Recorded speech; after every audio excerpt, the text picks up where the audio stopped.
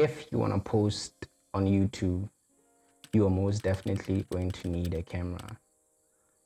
But first, what should you even look for in a camera? Is it 4K video shooting? Is it the megapixel count?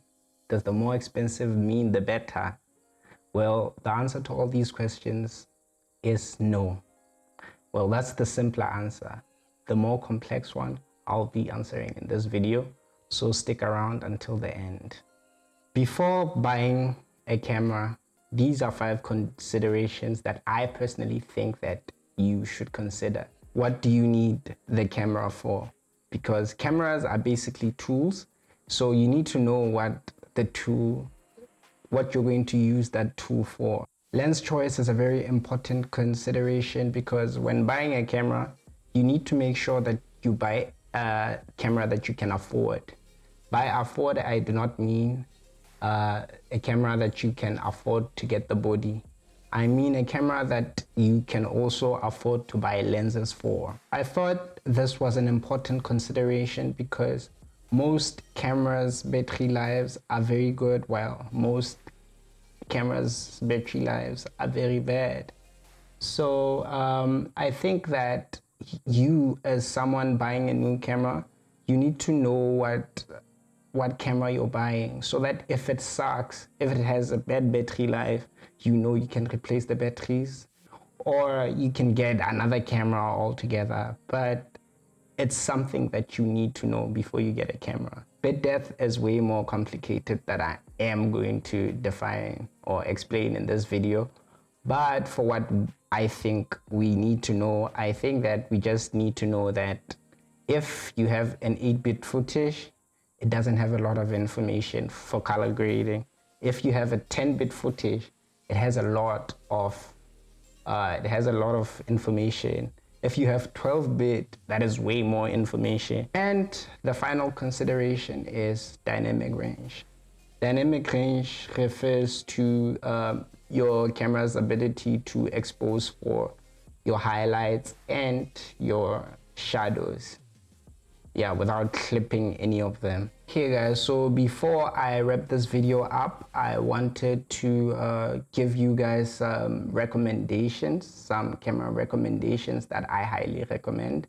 So I'll be mentioning cameras from for beginners and all the way to professionals. So if you're a beginner and you just wanna take videos for YouTube, that is okay. Just look at the first and second options and then you can leave. But if you're here for the long run, if you want to see the big boys, the big cameras, the beasts, then stay for the third, the fourth, and the fifth option. The first one is the Canon EOS 90D. So the 90D is an amazing camera. It has amazing battery life. I personally use the 90D. I still personally use it even today for most of my gimbal work, as you guys know, if you're not new, obviously. But yeah, I use the 90D and I've been using it and I'm still using it today. So I highly recommend it if you're a beginner. Just pick the 90D. It's a very cheap camera. You can get it with its kit lens and start shooting right away. The second option is Canon M50. The Canon M50 is for people that want less weight and people that probably still own a lot of mirrorless lenses before. The third camera is the Panasonic GH5. I have never personally used the GH5, but I was going to buy it. I decided not to buy it because I decided to buy the camera that I'll be mentioning after the GH5 now. So just to keep you guys in this, I won't be mentioning it.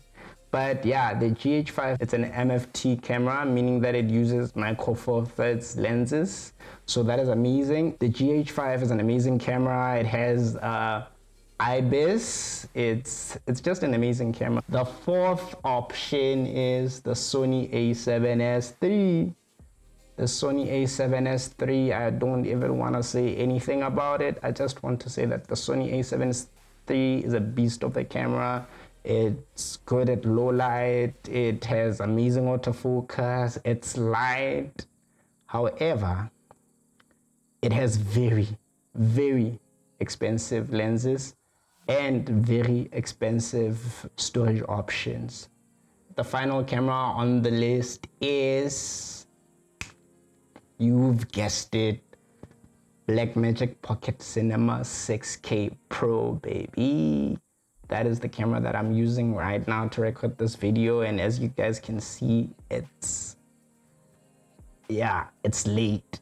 I don't even know I'm recording this video like at this time, but it's late right now. But yeah, it's performing so well. I think I'm well lit.